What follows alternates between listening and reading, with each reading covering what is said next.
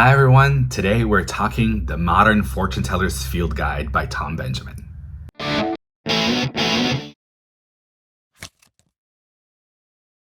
Alright, I'm gonna start strong by saying that I love this book. I love this book by Tom Benjamin. I also love his work. I'm gonna link below his channel here on YouTube and his socials as well, so you guys can go check him out. Now, however you feel about the word fortune teller, I guarantee you he's going to challenge you on that. Now, it's just a term that he uses when it comes to fortune telling, right? You can call yourself anything, a tarot reader. I call myself a tarotist, right? Tarot and therapist kind of combined.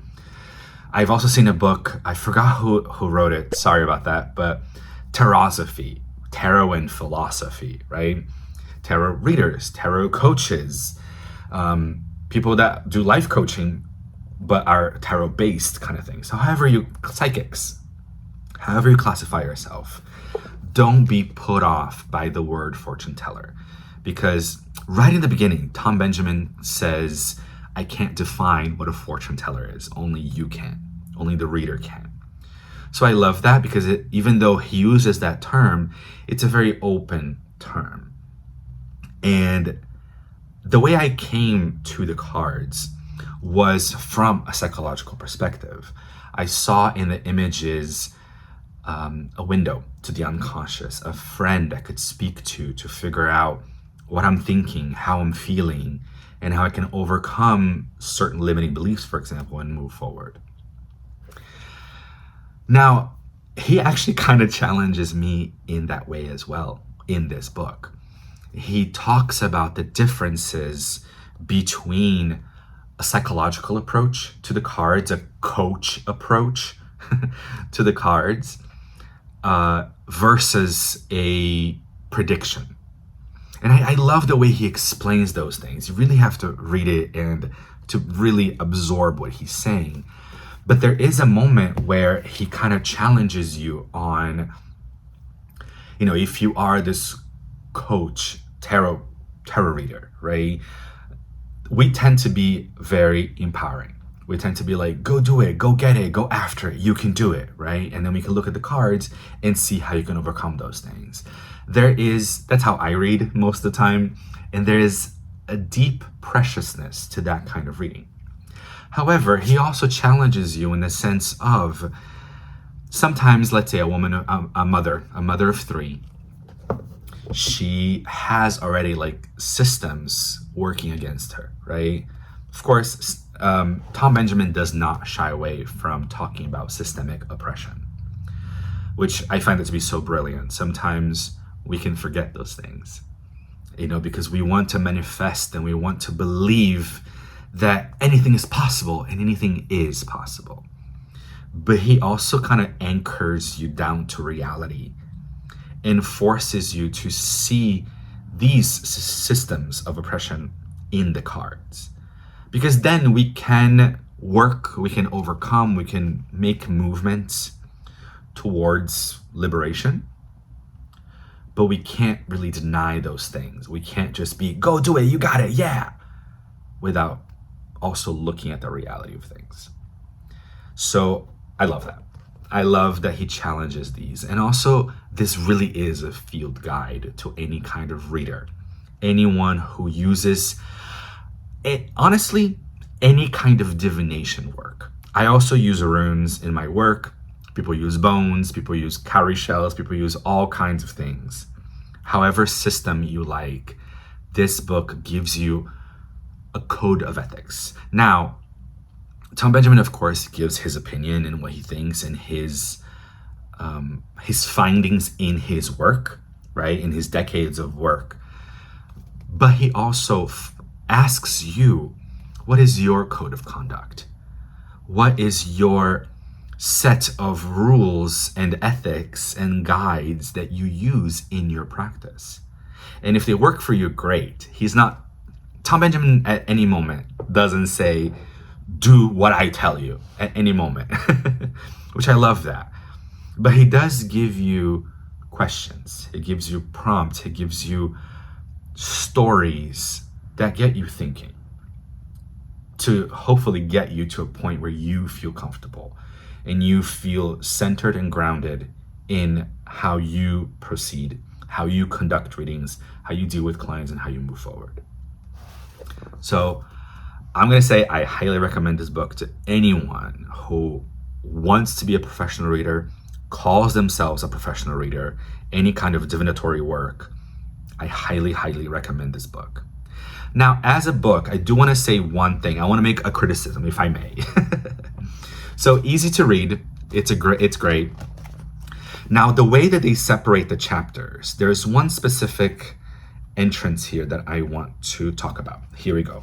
So I'm on page 13 and we're entering chapter 2. Now, in the beginning of the chapter, it's these black pages and everything else is white page with black lettering. Your classic book, right? Now, I love this. I love this division because sometimes when you're looking for a chapter, you can kind of see, I don't think the camera is really picking it up, but in real life, you can kind of see the darker lines to know where a chapter begins. But here's my issue. So you know how sometimes there are footnotes? So I was reading this and I do wish, so when you are doing a light lettering on a black background, the black background swallows a little bit of the lettering. It's easy to read here when it's white on black or light on dark, but here, I'm gonna say it's a little bit harder. I don't have bad eyes. I do wear glasses, but not to see up close. To read, I can read fine. It's just when I'm driving and I need to see like farther away, then I need glasses. So I'm fine holding a book. But I do find that the lettering looks, I'm sure it's not. I'm sure when they wrote this and they format it to be a book, it's the same weight as, the lettering is the same weight. But because the black background, it swallows a little bit, so it becomes a little bit thinner. And in this specifically, there's a footnote. Now, it did take me a minute to realize it was a footnote because there's supposed to be a line here. Let me see another page. So right here, you can see a line, you see number 8, and then that's the footnote. Same thing on the other page. There's a line and a footnote, number 9.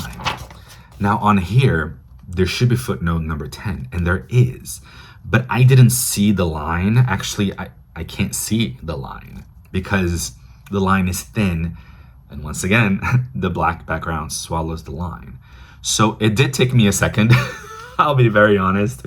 When I realized, I was like, wait, what? And then I flipped the page and I read, and I was like, oh, I see. So the paragraph ends here, right? But I kept reading this part thinking it was the same paragraph. And I was like, wait, why are we changing subject? What's going on? Until I flipped the page and I read, oh, I see. It's a footnote. And here's a continuation of that paragraph, or the previous paragraph. So honestly, that is my only critique with this book. This book gives you a lot of depth. It challenges you on how you read, how you conduct readings, on your code of ethics. And it really challenged me on how much I take the collective into this personal reading. Because even though it is a personal reading, it's a one-on-one, it is about the client that's in front of me. That client, very much like myself, very much like us, we are a part of a collective. We are a part of systems that are in the world, wherever you live. And they affect us. And sometimes it's easy to forget. Maybe I'm only speaking for myself here, but I will admit that I have forgotten at times, and I have given the client what I believe to be very empowering readings, and my clients give me really positive feedback. But I want to be a better reader. I want to bring into my readings this collective understanding that it's not just one-on-one and you're just dealing with your internal self.